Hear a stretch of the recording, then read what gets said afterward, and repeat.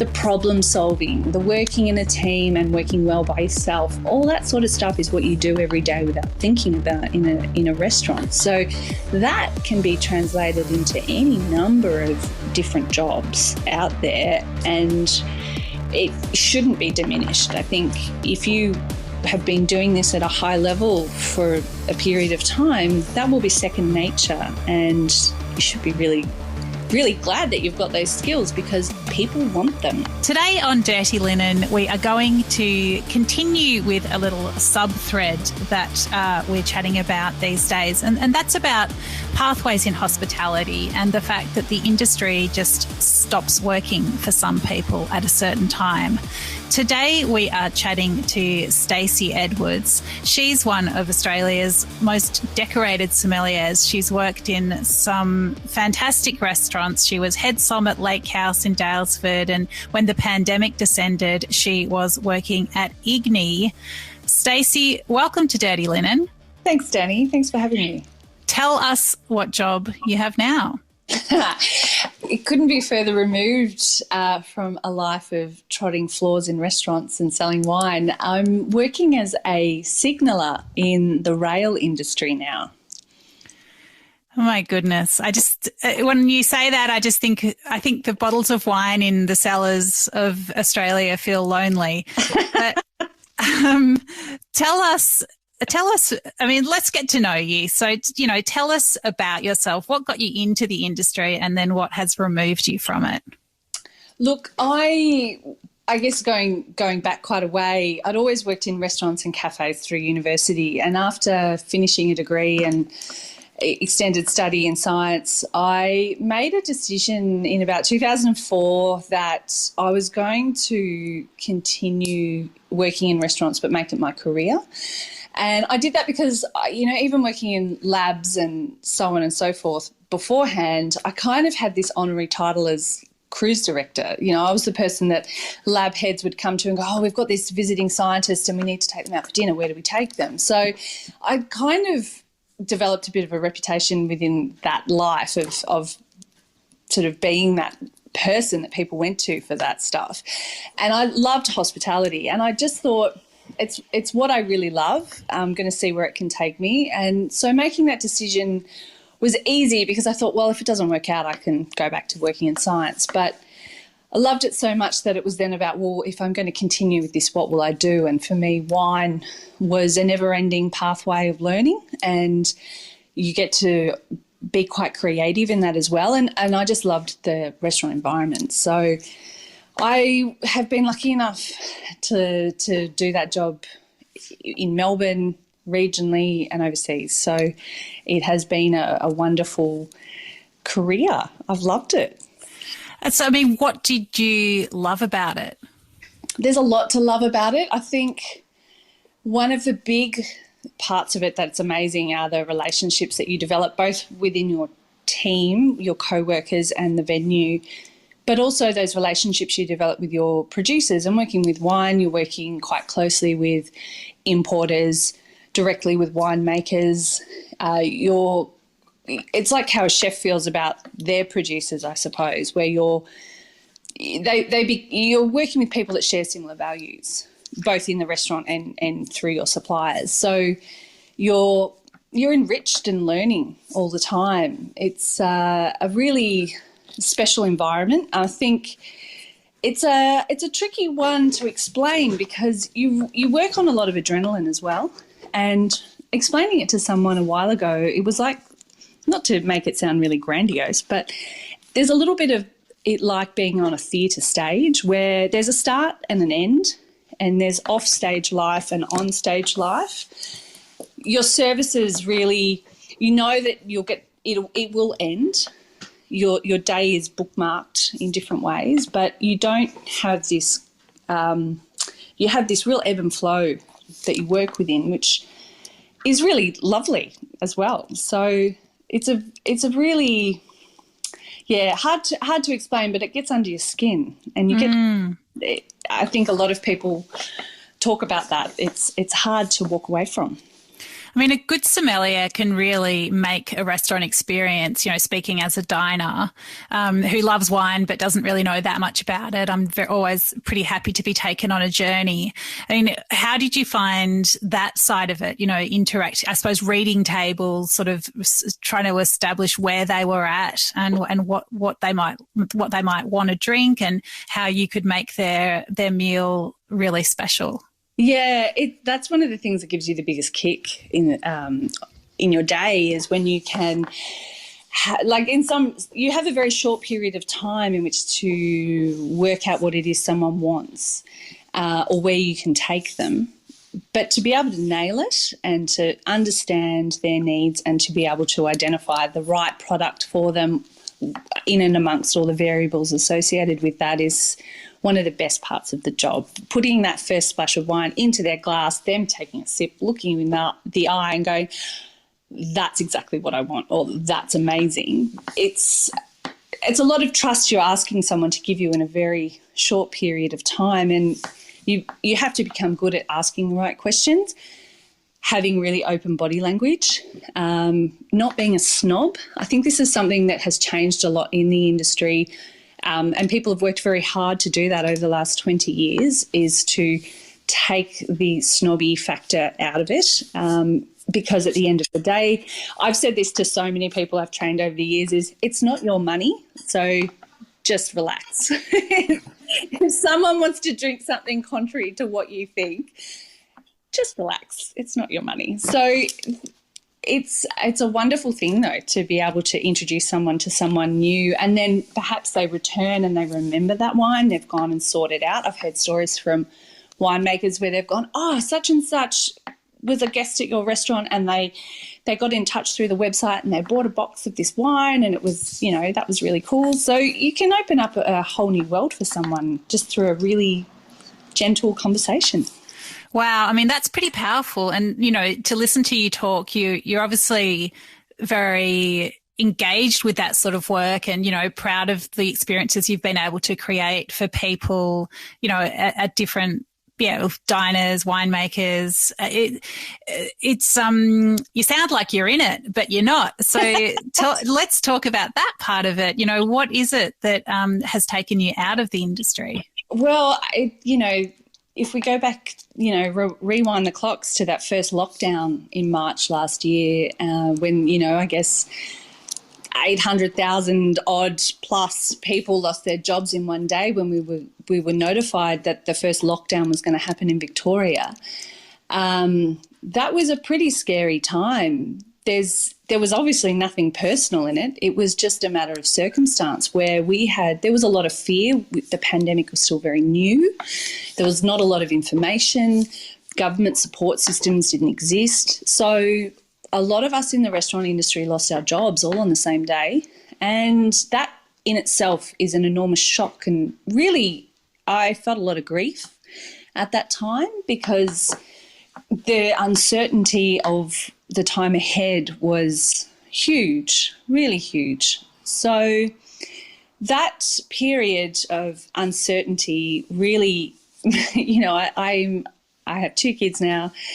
I've worked really hard and never really not had a job. Suddenly to be confronted with being unemployed, with no idea of what I could do next was, massive shock. And I really felt within myself like I would genuinely do anything as a job to help get us through. And, in restaurants, as much as you can be, it can sound quite glamorous. We've all clean toilets, so you're not too proud to do anything.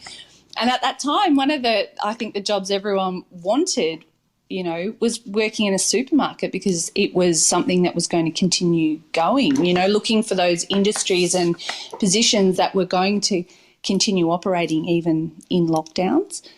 So I took that approach of apply for everything. Don't be above anything. And a friend of mine in that very first week sent me an email with a job link. He works at Metro Trains in a very different capacity, but, the jobs are all up on the internet, and he sent me the Signaler one and he said, "You've got nothing to lose." put your resume in and do the testing online? And I was like, sure, no worries. I mean, I'll be honest, in hospo, it's very rare to actually need a CV. So I had a pretty basic one which needed to be whipped into shape pretty quickly. And I just sort of submitted it, went through the online testing, and then didn't really think much more of it. And then just kind of kept getting callbacks until it was like, wow, I think this might actually be a real job that's going to come out of this. So what actually is the job? So not a job that I had any familiarity with beforehand. It's as a signaller, and that job is kind of a behind-the-scenes operational job whereby you control a certain area of a train line. And by control, I mean you're in charge of the signals, and the trains have to adhere to the rules of those signals. So if you make them stop, trains can't go. So you're in charge of the movement of traffic through your area and how they move through that area. And it's all done in consultation with people on other sides of you on the train line and the central kind of headquarters in towns in Melbourne. So you're in charge of that area pretty much. If anything goes wrong, you liaise with those around you and do as they say, make it work, make the trains keep going. So well, it's an important job. We need the trains to keep going. So, I mean, you mentioned you've got a couple of kids and you're currently on maternity leave. Had you considered changing industries? Was restaurant life not working for you, as a mother? I think it had an expiry date coming up. I mean, my eldest is 6.5, and look, I took some time off when she was born and found coming back into the industry tricky because, as much as we're a 24/7 economy, childcare is not 24/7. So you're highly reliant on either having very gracious family and friends around you that can help out with childcare in non-traditional working hours, which at the time, even just basic general hours of childcare are tricky. So it is hard if you're working nights and weekends, especially weekends, all weekend, to feel that you are present in their downtime, in the time. So I think, look, eventually being on the floor doing the long hours was going to need to contract or be modified in the near future. I didn't have a direct plan as to what I was looking to do, but there was that feeling, particularly edging 40, you physically as well, doing those hours on hard surfaces, that takes a bit of a toll on you physically as well. So things were just starting to maybe, in my mind, there was a bit of a, maybe we need to think about it, but also you can ignore that for a little bit longer just ignore it and keep going because you still love it. So there was nothing really pushing me out the door per se, but then, you have a shock like COVID and you have no other way but to reassess entirely because, the ground has shifted under you so much. I mean, are you with a partner that is also or was also in hospo? No, thank God he was not in hospo. Mostly because I think if we were working similar hours, it would have been even harder for us. I think that would have precipitated leaving the industry sooner. But he has always worked outside of the industry, like dabbled and helped out, but never professionally worked in it. So that has alleviated some of the childcare pressure, but it has always meant that one of us is, like, we are working as ships in the night, juggling. One person having to be quite flexible so that the other one can work in more static sort of working hours a week. So it doesn't leave a lot of time for you as a family unit to have together.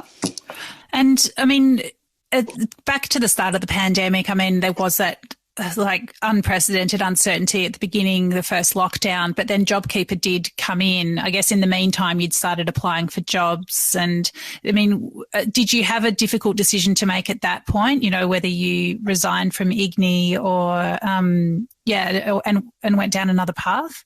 Look, I think at that time, not everyone at that time was using JobKeeper either, particularly around that time of coming back after the first lockdown and before we went into the second. And to be honest, I'm a little bit fuzzy because there have been so many lockdowns, but like all of us. But there was a period where things were starting to reopen. And, yeah, there was a decision to be made, but I'd gone so far down the recruitment path with this other job that I thought I really owed seeing where that went, mainly because a big part of me felt that one lockdown was never going to be just one lockdown. There was, in my mind, I sort of drew a line under the next 2 to 3 years and just saw lockdowns as being something common, and I needed something that was lockdown proof. I didn't want to deal with the stress and the grief of another lockdown working in restaurants. That day, that Sunday that the first lockdown was called, it was in the middle of service, like at about 2:00 in the afternoon. And, you know, we'd been updating our phones through service to see what was going to happen. There's a lot of information bubbling around that it might. And when it did come out that we were going to go into lockdown, I think a lot of us went into a sort of shock and panic. And the first thought was, it's just going to be 2 weeks. Let's just triage what we can. Let's try and save as much as we can in terms of ferments. And, you know, we had a big non-alcoholic offering. So trying to save as much of that because it's quite laborious as possible, thinking, okay, we're going to come back. I just didn't think that was going to be, though, the only one that we had, and I couldn't face having to do that. It's like closing a business every single time. So, yeah, looking at it and going, okay, next couple of years are a write-off. This is if I can get through with this job for a bit and it provides some stability, that's going to be amazing. So when you started with the job with Metro Trains, I mean, what kinds of things did you notice in the employment structure that were quite different from hospitality? And did you find a job that was, I guess, suited family life better? Yeah, I think it was interesting going from working in sort of smaller businesses into sort of this big corporate megastructure that I had very little interaction with. I guess there are things that are quite comforting when you go into that bigger environment where there is a lot of oversight from a HR perspective. Where you sit within the organisation is very transparent, and you can see very clearly who you're reporting to and who they report to, and sort of where all that information goes. It's in a restaurant, it's different. I think you're one of many peers, and yes, we all have different responsibilities and we do report up, but it's on a much smaller scale, and often there's a little bit of holding things together with sticky tape sometimes because that's just what you've got to do to get things done. Whereas going into something where you've got really good contact with your immediate managers, you know, the training was brilliant, and small groups, we were paid, all the detail was kind of covered very concisely in terms of inductions and so on and so forth. It was very well drilled.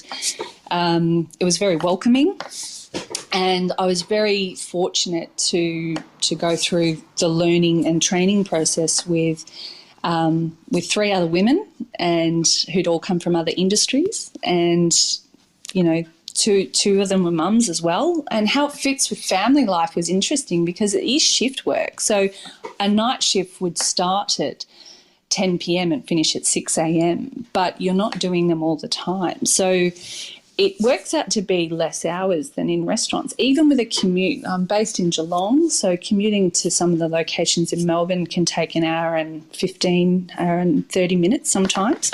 But even with that commute on top of the hours that you work, it's still less hours than I was doing in a restaurant.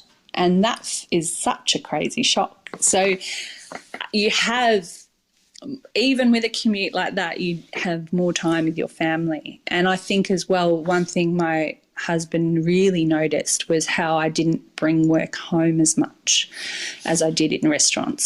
So that was an interesting offering, because I don't think you realise when you come back in through the front door how much of it you carry with you. It's a very personal job working in a restaurant, talking to people and trying to give so much of an experience. And it's a beautiful thing, and I don't begrudge it. It's not a negative, but it is very personal too. So it can weigh on you. I was unaware of how that was seeping home until I was doing something else completely different. And what about the job satisfaction? I mean, how does that compare? It's so different because it's apples and oranges. I think the satisfaction, like I do weirdly like it. It's so, I catch myself saying this and I think, who are you? But it's been a challenge, and I think the challenge of learning what felt like a new language in a completely new industry was very welcome. It was a great, not only distraction, but it provided something, there was something there to work towards. And I think I'm a little bit competitive, so I was like, right, I've got to nail this. And I haven't honestly done so many examinations since university, so that's been interesting too. But you're with people that really, like I'm talking about classmates and other people that you work with that are genuinely interesting and quite supportive. And the people, that's the thing that I've really, on reflection on maternity leave, thought about, is the people that you work with, whether it be in a restaurant or it be within this new industry, that's what really makes it satisfying. You work with really interesting, good people. The technical stuff, not anyone, but you can learn anything that you kind of want to put your mind to. So once you can kind of get over that hurdle, it's actually, it is quite satisfying. And it's satisfying when you can solve a problem and work in a team when things are not going right. So there are similarities. It's actually like looking through the job description for that job originally, I thought, wow, there's a lot of dovetailing with what we do in a restaurant and don't give ourselves much credit for, to what they're looking for in this role. Well, yeah, look, it's so interesting. Like hospitality people often perhaps don't realise how skilled they are and how applicable those skills can be to other areas. I mean, have you found that the skills that you've built up in restaurants and in the world of wine have been valued in your new industry? Yeah, absolutely. It's quite fascinating to unpack those things that you've learned. I think because it's still not considered a career necessarily. Like, unless you're a manager or a sommelier, working in a restaurant is still not considered necessarily a career in this country like it is overseas.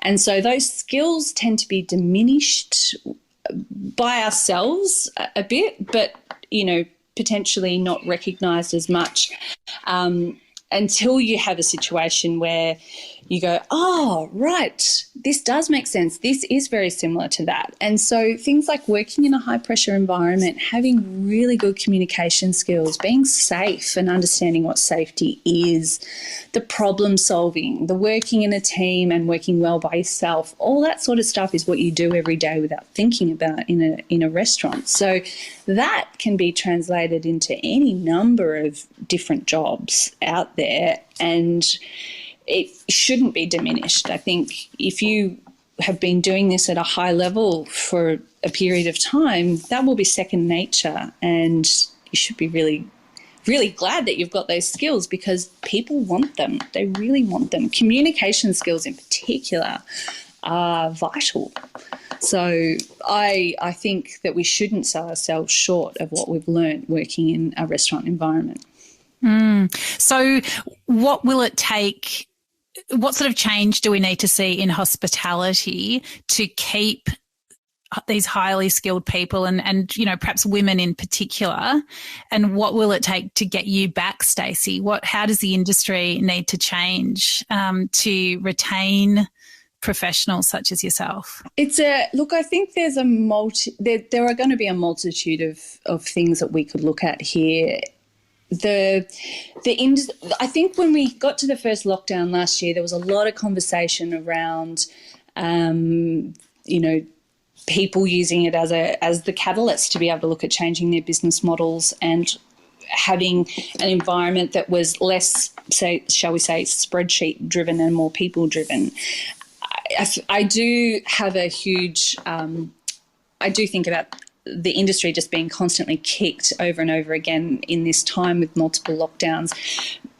I understand why some business owners might just hold the status quo for the moment, but I think what we saw was that a lot of people in restaurants have other things that they want to do and other parts of their life that are really important, and that needs to be acknowledged. And finding ways, particularly when we're talking about women, to keep them in the industry, finding different ways to keep them employed. It's not just you're in or you're out, so doing the 50, 60 hours or nothing. That, I think, has to die, because I have seen so many skilled female sommeliers leave the industry when they have their first child because they are unsupported and have not been offered other flexible working arrangements. And by that, I look at this and I think, why don't we see job shares? Why don't we see more permanent part-time and see that as valued, as opposed to you have to be full-time? There's a bit of a perception within some restaurants whereby if you're not working on the floor every minute that you're at work, then you're not offering value to the venue. I think within wine, that's a big thing. Unfortunately, working in wine, most of the work that you do for the business that's of value, monetary value, happens at your desk. And so that perception, I think, is something that's quite outdated. It needs to change. But I would never want to not work in wine and not have access to working on the floor, because that's also why you do what you do. But I think having a HR structure or smaller businesses tapping into HR expertise so that they can come up with the tools to offer these alternate employment arrangements would be really handy. I mean, you look at small businesses, they don't have the huge HR juggernaut that someone like Metro would have. Those resources, if they don't know someone, they might not know where to go to get it. And that involves time and money that they might not be willing to spend. So I think we have to change. We definitely have to look at the way we re-employ people when they come back to work, because, childcare, like I said, is not available when you need it in restaurants. I think, seeing really positive discussions about changing the model so that you can, compressed working weeks, not necessarily working lots of doubles, giving staff opportunity for some work-life balance. I applaud anyone who is having a crack at that, because you will go a long way to having a culture that encourages people to stay and want to come and work for you. I can't overstate that. Working at the River Cafe in London really set a big benchmark for me on how to create a culture of staff engagement and retention of staff. If you look at I'm sure I'm making this up, but I feel like anecdotally I'd be pretty close. The average number of years chefs in particular have worked at that restaurant must be like 15 years. Like that's because a culture was set in place that enabled people to still have time for outside interests and family, and working hours were kept to a reasonable level. I think the average there was like maybe 43 hours a week, something like that. It wasn't outrageous. So I get that that businesses are struggling. I'm being aspirational here in terms of things that I think would make an enormous difference. I mean, it sounds like a lot of it. You talked earlier about being more people focused and not so spreadsheet focused. But it also sounds like what's necessary is for people to be quite rigorously business minded in a way to, I guess, to ensure that their businesses are really professional and they're not just sort of built on passion and a shared vision and you know, that in the trenches kind of feeling, that it is about looking at the fact that these are whole people that are in the business and they need to have a life outside of work as well. Yeah, absolutely. I just don't know if we've got the appetite moving forward to look in a business in the industry now and go, well, where are all the women in senior roles? Like, we kind of had that conversation a while ago, but then, you know, a lot of them drop out when they have kids because they can't come to an agreement that keeps them professionally satisfied, financially helps them cover the costs of what they need as well, but also they've got an opportunity to still work with these beautiful people. Like, it's a really, we're still having that conversation about women returning to work, and that is a step that we need to take and get over. But it's an industry where we've had enough staff, just enough staff, to kind of fill those gaps, those employment gaps. And those women have been allowed to leave and go and work in retail or like wine retail. I'm talking specifically wine here, but go and work in other jobs, wine retail, work in wine distribution and wholesale, which has raised the bar in those industries, but has left a big hole in restaurant floors. So to get them back would need a bit of creative thinking, and I think that's where it comes down to wanting to accommodate that and then draw on all that knowledge and training that is available through those women. There's a huge untapped resource there that I think we still haven't really pursued in restaurants, which I would love to see, because, you know, I just think that, you know, to be disposable once you have a child in some, and I'm talking some restaurants, right? But there's plenty of them out there where it hasn't been a priority, and maybe now it will be, because we just don't have the overseas staff to fill the labour shortages that we have, that we need to kind of look at what's on our doorstep again. Yeah, absolutely. And I mean, you know, we're talking about women, and that's as it should be, but it also sucks for men that this emphasis on a balanced life and being able to spend time as a family, you know, to see your kids in daylight. I mean, like, men have children too, and it's you know, I think in some ways it's seen as a weakness that women leave or change their working circumstances because they've got kids, but it's also a strength. It's like, I wanted to see my kids, you know, I wanted to try to build a life around that important, you know, part of my life. I suppose it's about, you know, you really have to engage with people properly to work out what works for them. And of course, you know, people's needs and circumstances and desires change. So it's not just one conversation, is it? It's about, you know, having an ongoing dialogue. Absolutely. And your point about it being applicable to men is spot on, because you look at the number of hours that any father would be putting into working in restaurants, and they're the same, you know, like they're crazy hours. And if they're a chef, they'd potentially be more than front of house. So those relationships at home those fires at home need to be stoked. And I know for myself personally that if I don't have enough time with my kids, you know, you do feel a bit adrift. And I think that's just one facet of giving your staff that breathing space to be themselves, to fulfill those other roles in their life. Because when you do that, you do have them come back through the front door ready to go. They're switched on, then they're not distracted, they're not carrying the heaviness of what they've left behind. It's a hard industry anyway. it's fun and it's amazing. But the time away from friends and family and all their special occasions that you ultimately miss over the course of your career for those in your life, they add up. And so that's where flexibility, I think, provides, where possible, you know, is great for everyone.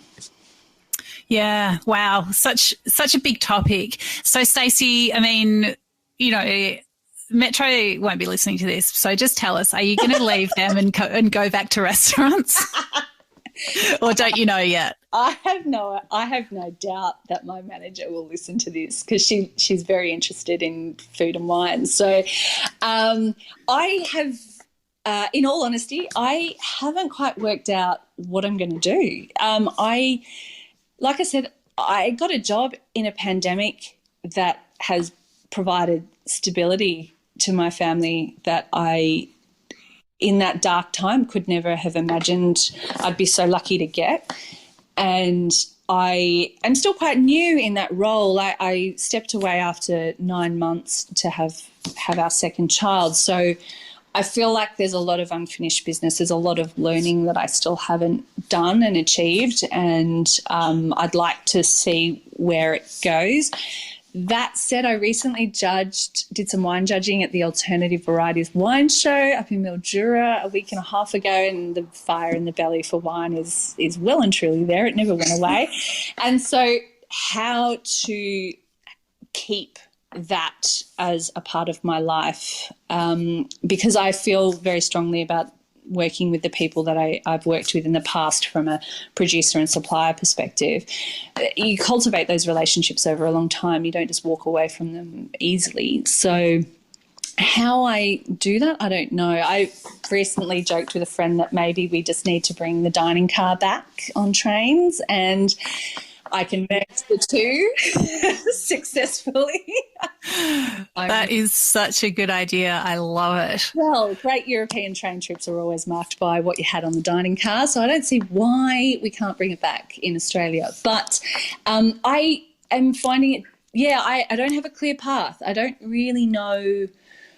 Like I said, I sort of gave myself 2 to 3 years to kind of just see what the pandemic was going to do. I know it might seem a bit selfish to sit on the bench when everyone's struggling for staff, but I'm just not in a space where I feel like I can contribute in a way that is beneficial, both financially and with a young child, very young child, it's a tricky time too. So I don't know.